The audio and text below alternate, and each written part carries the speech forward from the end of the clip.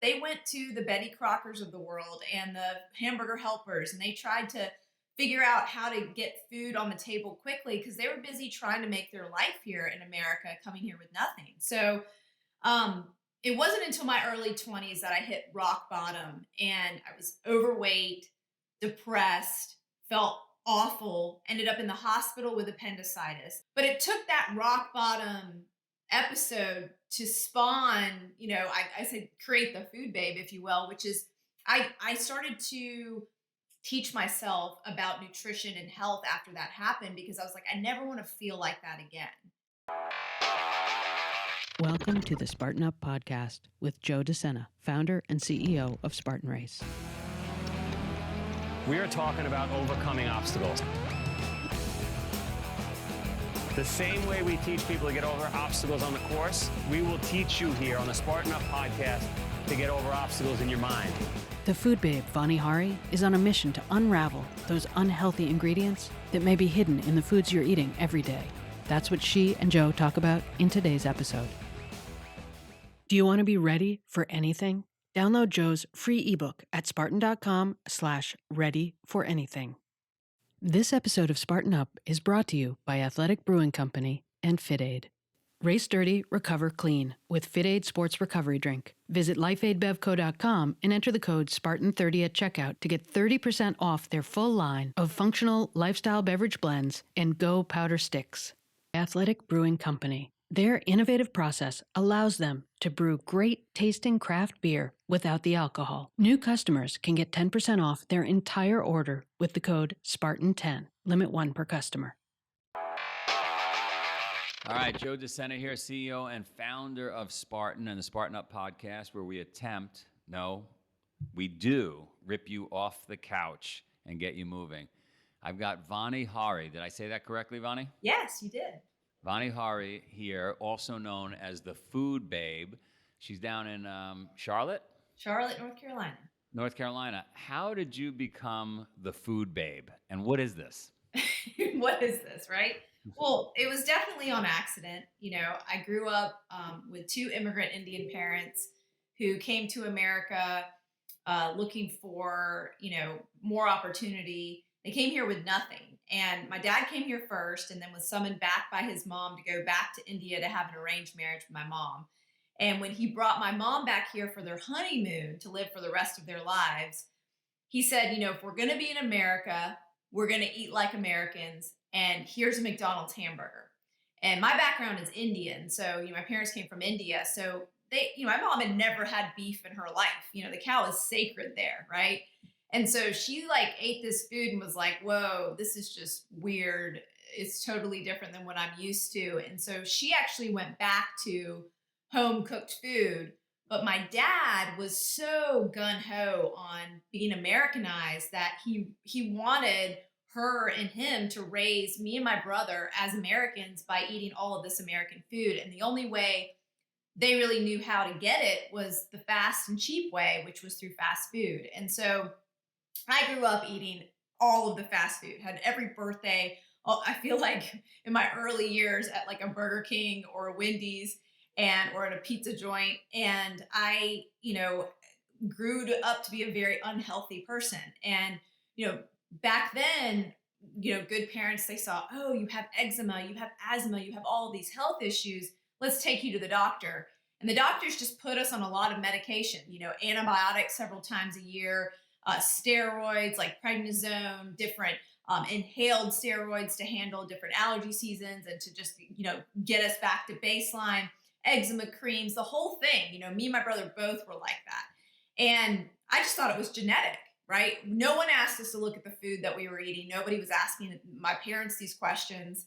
And, they were really looking to what other, people who are really busy do, which is, they went to the Betty Crockers of the world and the hamburger helpers, and they tried to figure out how to get food on the table quickly because they were busy trying to make their life here in America, coming here with nothing. So it wasn't until my early 20s that I hit rock bottom and I was overweight, depressed, felt awful, ended up in the hospital with appendicitis. At the time, they said appendicitis can happen to anybody. this is just a random thing. You don't need your appendix, right? They told me that. No, you don't need your appendix. But all the new science today is telling us actually your appendix is a purposeful organ in your body like God intended, and it actually populates your gut with good bacteria. But at the time, 20 years ago when this happened, I was like, okay, take my appendix out if it's, da da da da. And, it was an emergency surgery. And to recover from that surgery took me a really long time because my body was so inflamed. But it took that rock bottom episode to spawn, I said, create the food babe, if you will, which is I started to teach myself about nutrition and health after that happened because I was like, I never want to feel like that again. And so back then we didn't have Google yet, or maybe Google was just starting or something. But in high school, where I learned how to research, it was through the debate team, and you went to the library, you went to the law library, you looked at the microfiche, you did all that stuff. So I did the same thing with my health. I would check out these huge books on nutrition, and one of the first books that I checked out was called Conscious Eating by Gabriel Cousens. And it had this concept in there that the majority of foods that are on shelves and at fast food restaurants is dead food. It's not actually alive. And that just rang home to me. And I just said at that moment, I said, I'm not going to eat dead food anymore. I'm going to try to eat as much alive food as possible. And I started to eat real whole food, and my entire body and health changed. I went off 9 prescription drugs, started to realize a weight that I could maintain effortlessly.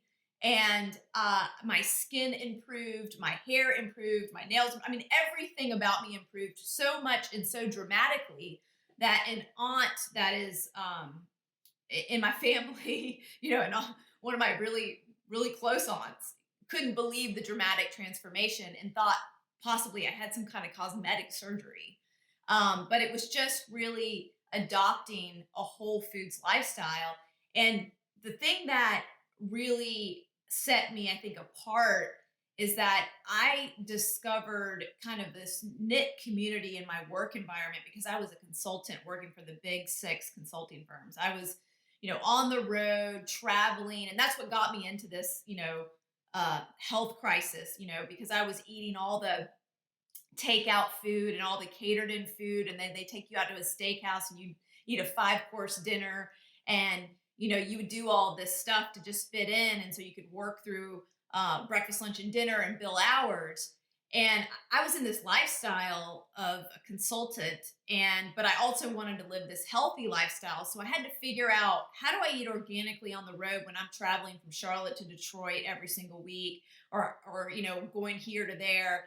How am I going to do this and eat out most of my meals? Because what I realized is when I outsource my food, they're putting all sorts of chemicals in the food that you don't know about. And just about every restaurant is using high inflammatory oils like soybean oil and corn oil and canola oil, all those oils that wreak havoc on your body and make you sick. And just knowing that after everything that I had researched, I was like, I got to figure out how to do this. And so I became kind of like this, outlier, if you will, in my work environment. And people started to ask me like, hey, what's that green drink you're drinking? Hey, what do you have in your cooler that you pack in the airplane to bring all the way here and unpack it in the break room and then eat all this stuff out of your homemade containers when everyone else is on the expense account eating at these lavish places, right? People started to ask me, and I just said, I got to teach people what I'm doing. And my girlfriends back home saw this transformation, and they said, I want to have a little bit of what you're having too. Will you please join Facebook? Will you please join social media so we can see all this stuff? And I said, well, at the time I thought maybe I'd run for office one day. So I was like, I don't want to join Facebook. I had never been on Facebook prior to starting Food Babe. And I just said, okay, well, maybe if I'm going to start a blog, I need a place to share it. And that makes sense. And I'll join Facebook. Sure. And so I gave up television for Lent on the, year 2011. And during that time period, I finally had time to blog. And since then, giving up television was the best thing I ever did for my life. And I highly recommend anyone who's listening to this podcast to do the same because I tell you, it's a mind control machine. But anyways, gave up television, started Food Babe. And at first I wanted to call the blog eathealthyliveforever.com. And my husband, who's the tech geek in the family, said that's an awful name. No one's going to remember that. And found Food Babe on auction for $10 and yells out from the other room in our 2-bedroom apartment, said, "Hey, how about Food Babe?" And I was like, well, I didn't really feel like a food babe for most of my life, but I guess I could teach people how to become a food babe. And so for the first year and a half of the blog, I never even had my photo on the blog. It was these cartoon characters that were babes, if you will, and doing various cooking type things, and hid behind this name Food Babe so that I could continue sharing this information and excel at my fancy corporate job. And shortly after I started blogging, I realized that not only is my mom reading this and my few friends, but a lot of bigger community started reading it. And I started to attract the companies that I was writing about. So for example, I found out a yogurt company that was claiming to be organic was actually starting with organic milk, but then adding in additional artificial dyes made from petroleum that are linked to hyperactivity in children and allergies and health issues. And then they were adding in trans fats and other things to preserve their powdery mix that they would put in their frozen yogurt machines.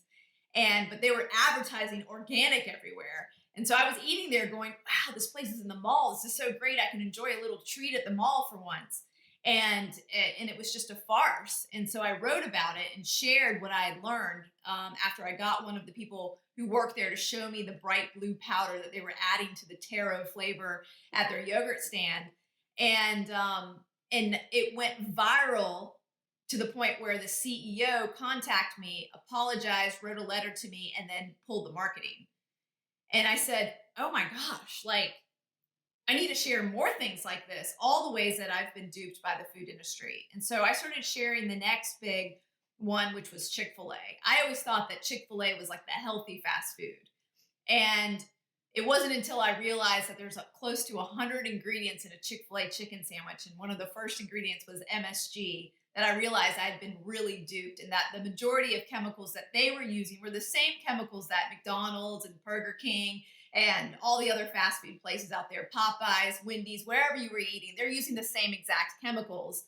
But they were, maybe had a less processed piece of meat, but then adding all the other preservatives and chemicals on top. And so when I figured that out and I shared that information, Chick-fil-A executives got wind of it and invited me to their headquarters and actually hired me to consult with them to change their policies. And because of my consulting experience in the baking world, I knew what I needed to do going into that. And I remember the head chicken guy being at the board table, and he was asking me, he goes, out of all these complaints you have about Chick-fil-A, what's your number one thing that you have a complaint about?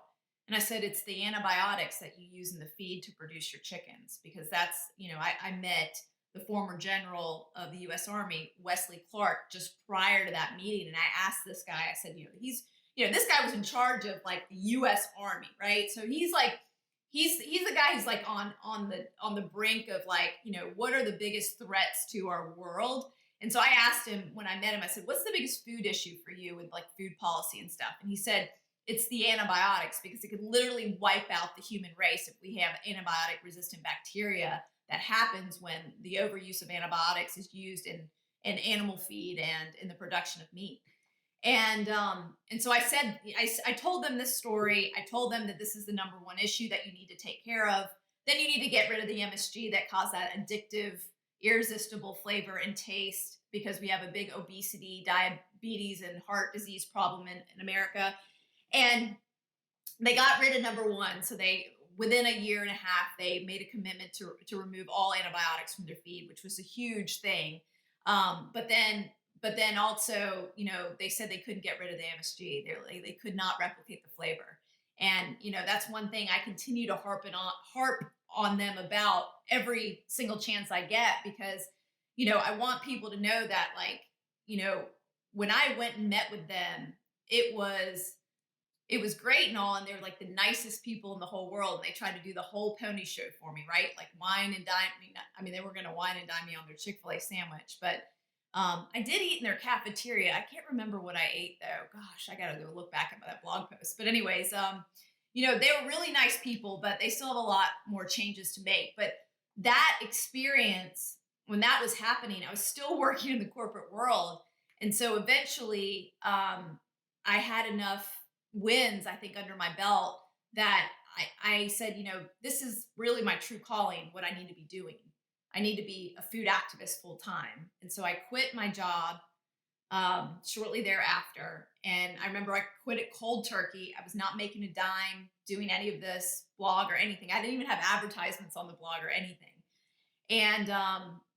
But as soon as I put my full effort into writing and reading and figuring out how to get the message out there, I started to take on really big corporations like Kraft to remove artificial food dyes from mac and cheese, getting Subway to remove a very controversial chemical from their Subway sandwiches, azodicarbonamide, the same chemical in yoga mats and shoe rubber, getting the beer industry, Anheuser-Busch and Miller Coors, for the first time in history to tell us what's actually in beer. It was the one thing in my fridge that I didn't know what was in it because there's no ingredient label.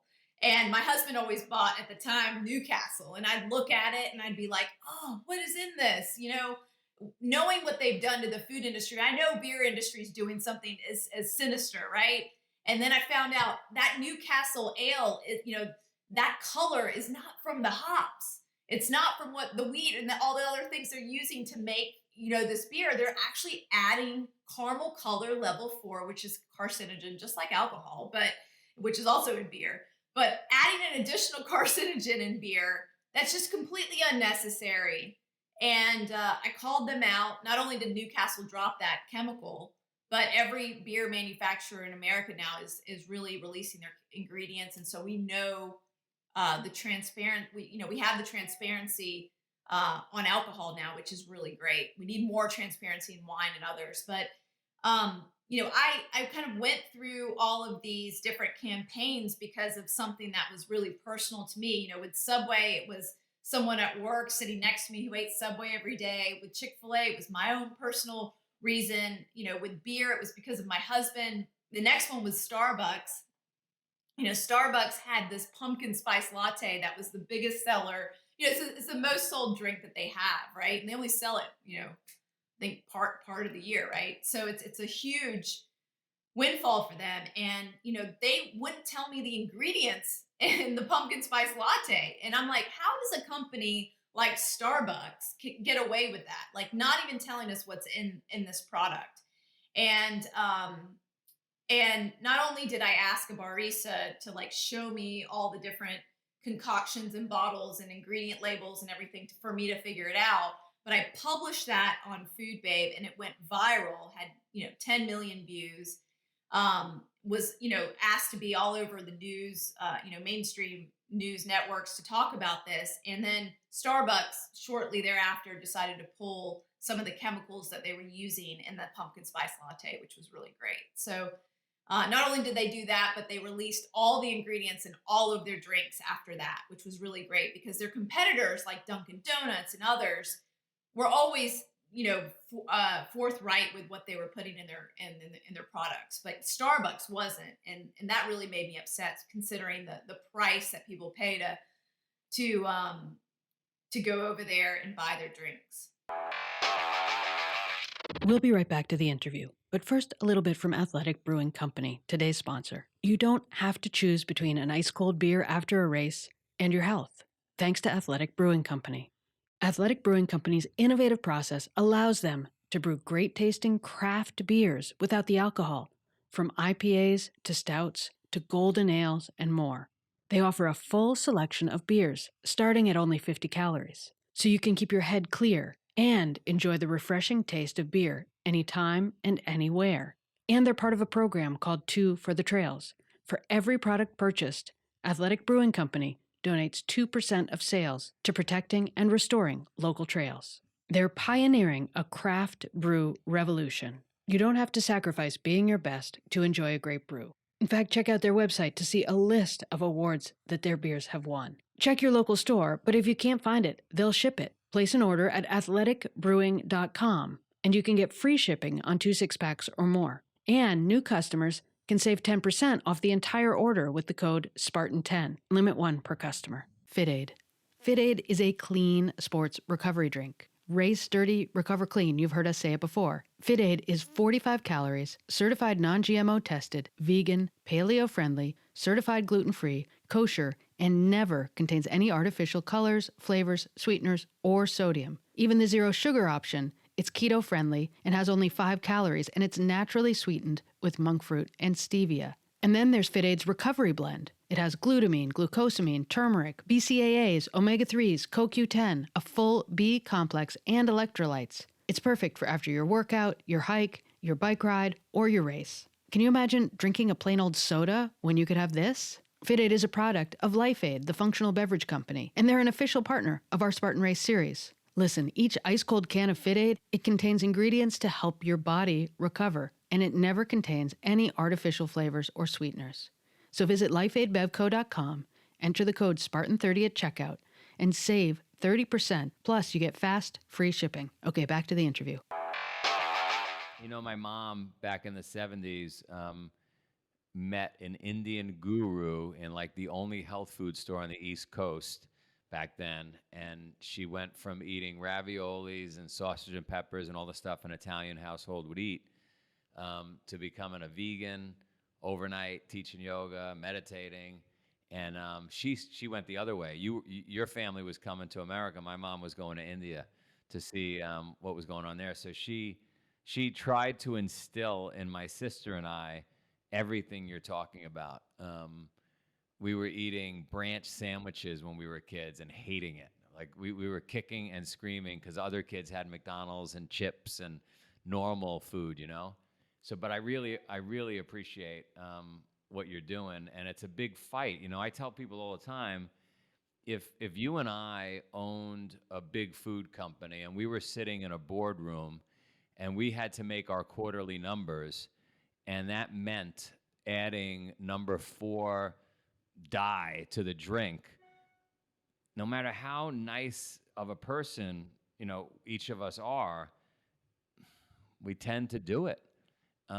We tend to sell the cigarettes with an advertisement that says 9 out of 10 doctors recommend smoking Marlboros. Like, you know what I mean? Like, we don't start off as bad people, but we make these compromises. And our mission at Spartan, by the way, is to change 100 million lives. So I'm all for everything you're saying, and it's a tough fight because my kids included, everybody wants the Chick-fil-A, everybody wants the Starbucks, right? Everybody wants this stuff. And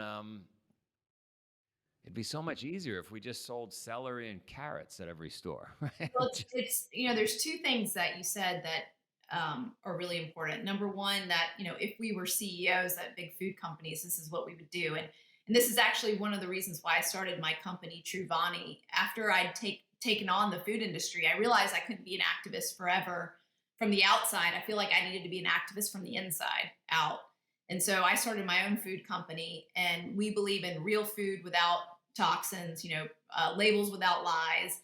And I'm constantly in that position that you talk about, which is deciding what to put in my products. And there's been numerous occasions where we can make more money by using a lesser ingredient, or we can make the label appear friendlier by using a different ingredient. I'll give you one example. So we came out with this bar called the Only Bar. It's made with ingredients only made in your kitchen that you would recognize, 6 main ingredients. And you know, it's maple syrup, almonds, dates, cacao nibs, and sea salt. Those are the 6 ingredients. But the manufacturing site was like, hey, we can reduce the amount of sugar in here that you have from the maple syrup and the dates if you use tapioca starch. And we can put tapioca starch in there. And I was like, no. This is not an ingredient that you would use in your own kitchen. tapioca starch, if you look at labs, raises blood sugar insulin level just like it would if you ate sugar from maple syrup. So there's no actual benefit to it. And the third thing is this is what the food industry does all the time to try to trick us into thinking we're eating a lower sugar product when we're actually having the same blood insulin level spike. And I'm not willing to do that. I'm going to tell people the truth. And here's the real amount of sugar that's added. And, this is the added grams. And if you want to eat the bar, great. If you don't, then don't. But I want to tell the truth on the label. And, tapioca starch is way cheaper than organic maple syrup, right? So I'm put in those positions all the time now. And I can see why big food has the struggle they do because I'm in the position. And it just makes it kind of makes me sad in a way because I realize it's going to take a lot more companies like mine out there doing the right thing to really inspire the rest of the industry to have this level of innovation in terms of creating real food products that are still processed and convenient, but are eliminating all of the other chemicals and tricks that the food industry uses. It's hard though because my own family, my flesh and blood, right? They know everything that you're saying because I'm preaching this stuff because my mom preached it to me, and they still think it's okay, right? To have a cookie, to have this, to have that. Like, what's the big deal? It's in moderation.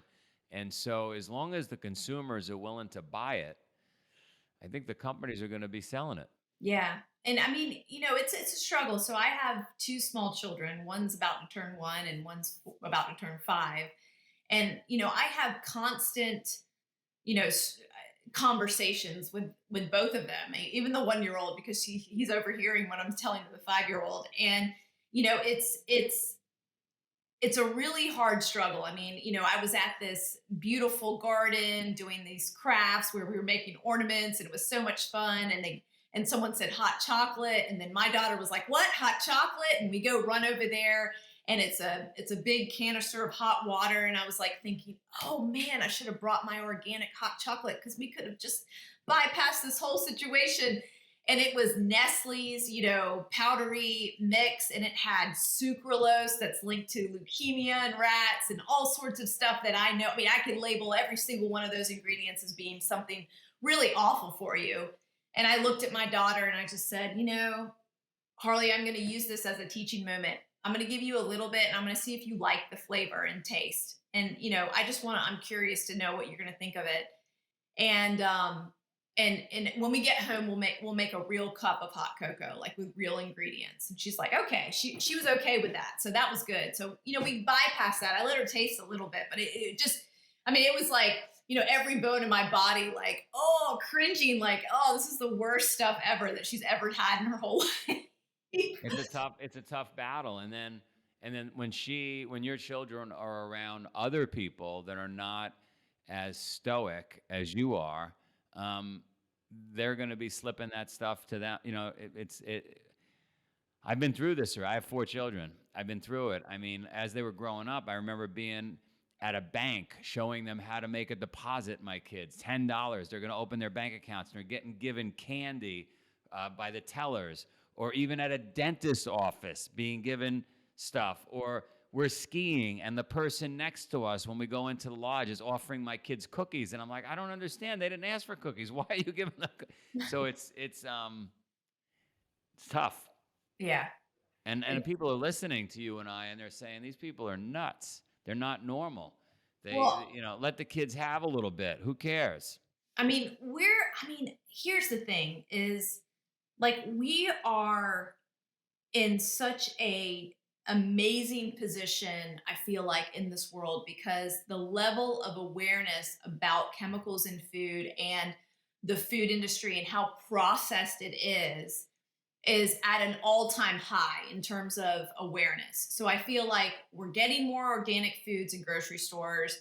Companies are becoming more innovative. The availability of a lot of this stuff is increasing dramatically. And if we can get schools and teachers and other people to take on, this lifestyle, that's where we're really going to succeed. And, I really I feel like that's my next biggest challenge in terms of getting parents to understand that like they are in control of what their children eat. Like they literally are in control of like 99% of what they eat. Now the 1% that they have exposure to when they go to a birthday party or they're at school and they slip something from somebody else's lunch or whatever, that's another story. But like we have to, as parents that care about this, I feel like we have to be disciplined with our kids so that we know that they're getting the right food.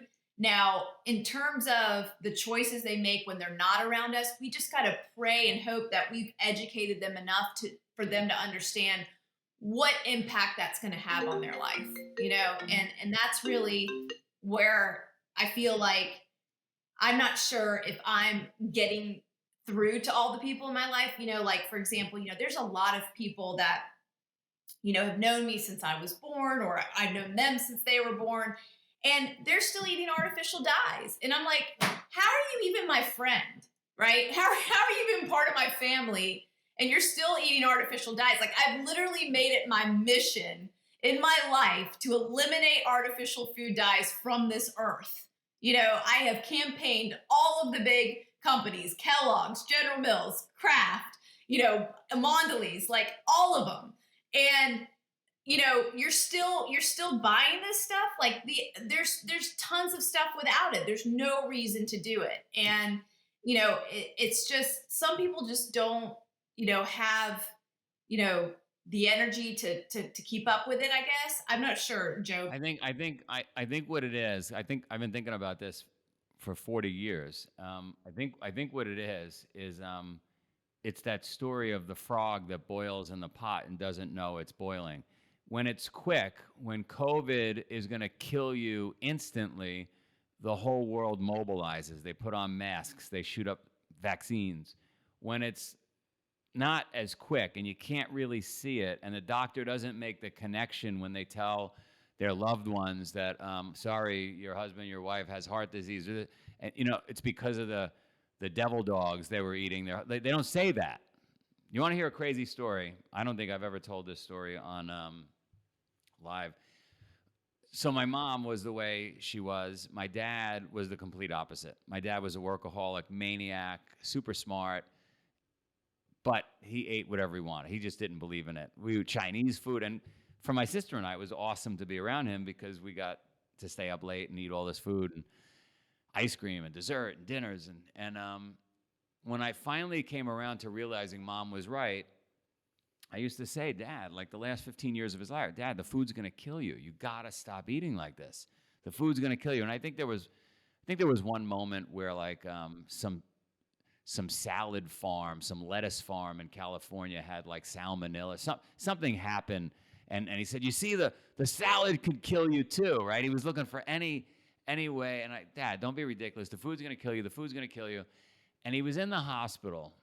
And he had been in and out of the hospital 100 times. Diabetes, heart disease, you name it, all from the food. But for some reason, he wasn't making the connection. He didn't want to believe it. And the last time he was in the hospital, I was heading to a Spartan race in Hawaii. I ran to the diner up the street from the hospital because he didn't want the food that was in the hospital.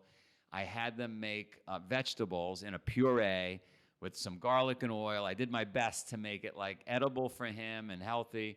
And he ate it, and he said, oh, it's not bad. And I left for Hawaii, and when I came back, he had died. And when I got the story on how he died, if he were here, if he were on this call, him and I would be laughing about this. So I can say this in it doesn't need to seem like a sad moment. He asked my stepmother to get him a sandwich as they were leaving the hospital. In other words, I left for Hawaii. Whatever was going on with him, he was fine. They were releasing him from the hospital. Before he left, he said, could you go down and get me a sandwich? She got him a roast beef sandwich. We're going to laugh about this because he would be laughing. He choked on the sandwich and died in the hospital, okay? So for 15 years, Dad, the food is going to kill you. The food is going to kill you. The food killed him. And I say it because unless it's immediate, unless you could make the connection as a human being, You just keep doing, whoever you are, me, I do it. I make mistakes with my diet every single day. We do these stupid things. We don't exercise. We go to bed too late. And ultimately, it kills you. And I'll tell you what, being alive is a lot more fun than dead. Because you and I are having fun on it. Like, he's not here. You know what I mean? He could have had a few less Chinese dishes. He could have had one less roast beef sandwich. He would have still been here with us. So, I don't know. Sorry to go down that rabbit hole. No, I think that's an important lesson. And I think that's why I do the work I do, is because, my mother-in-law, Diane, she died from ovarian cancer. And we're not sure, why she got ovarian cancer or what happened. It likely could have been the chemicals and talc powder from Johnson & Johnson. We're just not sure. There's all these theories that we've talked about as a family, and we're just not sure. But after she died is actually when I started Food Babe, because I realized like life is too short. And I think that, now that I have small children, I have a reason to live a really long time. And it has reinforced my desire to eat as healthy as I can, and it doesn't mean that I don't enjoy myself, right? But it means that I'm doing the best to eat vegetables, real whole food, and the way it makes me feel, and the way I see my children behaving and acting and looking, and it just lights up my world. And it's the most important thing that I feel like I can give to my children at this point. I think, cooking for your children, making food for your children, making sure they eat the healthiest foods possible when you do have the control when they're younger, I think is one of the most important things that we should embrace. And unfortunately, our society is not positioned to make us succeed in this way. I mean, I'm in a very fortunate position where I'm already working from home. I'm around my kids all day. We eat breakfast, lunch, and dinner together at the table as a family every single meal. And I can't say that for most people. So, but this is what I find, most valuable in my life. And I, for other listeners who are listening to this podcast, if you find that, food is one of the most valuable things to you, or if it's changed your life, I really highly suggest making some changes so that you spend time eating together and enjoying food together. Turning off the television. Gosh, there's nothing worse than the television, I feel like. If I can just talk about all the advertisement that you see for all the junk food, I mean, it's disgusting is that, but there's also all the advertisements of other things and subliminal messages from the media and others that are being paid from, pharmaceutical companies and others. They just get into our brains. And I think that's really why there's been this mass hysteria over the last 18 months to now almost 2 years around this pandemic that we're experiencing, when really we should have all been going back to basics, taking care of our immune systems, avoiding sugar, increasing our vitamin D, making sure that we are eating fruits and vegetables, an array of rainbows, so that we're getting all the phytochemicals that make our cells being able to handle a virus, right? Exercising so that we're not obese and we are, not to say that exercise could solve that, but I'm saying it's really about food. I would say, Joe, what do you think in terms of, I've done some reading about, your journey, and, what you get people to do physically is pretty, it's pretty amazing. But I would say food is if 80 to 90% of the equation in terms of really feeling well and feeling good. Yeah, so I would say, and then we'll wrap it up with some quick advice. But you just touched on some good advice. I would say fitness starts in the kitchen. I've never been more fit than when I was just eating raw plants. I know all my friends that are paleo, including John Durant, who wrote the Paleo Manifesto. If he was listening to this, would say that's ridiculous. I know John. I know John. Some Olympians would say that's ridiculous. But I'm just telling you, for me, when I was on raw fruits and vegetables, I could cover 300-400 miles in the snow at a pace that some really amazing athletes would have a tough time keeping up with. So I attribute it to the way I was eating. you can get in shape, you can get in physical shape really, really quickly. Your body has to, in order not to die. Like if you work out really hard and take care of yourself with a lot of, I would do a lot of hot yoga, thanks to Mom. Within 30 days, I can get pretty much anybody ready for a marathon. 90 days, I get anybody ready for an Ironman, and it makes it really easy if they follow a good, clean diet like you prescribe. Spartan race, I had a guy 696 pounds do a Spartan race. It took 7 hours. It should have taken 1 hour. Brought him to the farm. I got him down to 265 pounds. And all we did was raw fruits and vegetables, and we walked every day. Diet is key. So exercise, you mentioned. Get rid of all the crap. What else? One last thing. Turn off the TV. I've already said that probably 4 times. Turn off the TV. I like that a lot. I'm gonna go home and smash all the screens. When I meet somebody like you, it really changes my family's. If let's just have some fun for a second. When I was at your stage with our kids when they were young, it's my first time as a parent. So I'm talking to people and I'm learning, and I want to talk to folks that have 18-year-olds because they already went through it, right? And somebody said, "Oh, you got to teach your kid Mandarin." So the kids all learn Mandarin. "Oh, you got to live overseas." So we moved to Japan. So anytime I pick something up, like tonight I'm going to go home with a sledgehammer and smash all the TVs, and we'll be off TV now. No, I'm serious. It's game changing. I tell you, it's really hard though for someone who really just hates the television. Like when you're doing Thanksgiving and Christmas, and like you're sharing a beach house with friends, and they turn on the TV, and you're just like, "Oh gosh, we're at the beach. Aren't we supposed to be looking at the ocean? We have an ocean view right there." Like, no, You're awesome. How do people find you? Just come over to foodbabe.com and everything's there. Thanks for listening to this episode of Spartan Up. Do you want to be ready for anything? Download Joe's free ebook at spartan.com/readyforanything. Do you know someone who needs a little help staying motivated, staying informed, getting or staying mentally and physically resilient? We're here 3 days every week with a mix of content to help you stay strong, from mindset to nutrition and everything in between. Listen every Tuesday to hear Joe Sena, Spartan Race founder and CEO, and the rest of the week, join us for DECA, Endurance, and Classic episodes. See you next time. This episode of Spartan Up is brought to you by Athletic Brewing Company and FitAid. Race dirty, recover clean with FitAid Sports Recovery Drink. Visit lifeaidbevco.com and enter the code SPARTAN30 at checkout to get 30% off their full line of functional lifestyle beverage blends and Go Powder Sticks. Athletic Brewing Company. Their innovative process allows them to brew great tasting craft beer without the alcohol. New customers can get 10% off their entire order with the code SPARTAN10. Limit 1 per customer.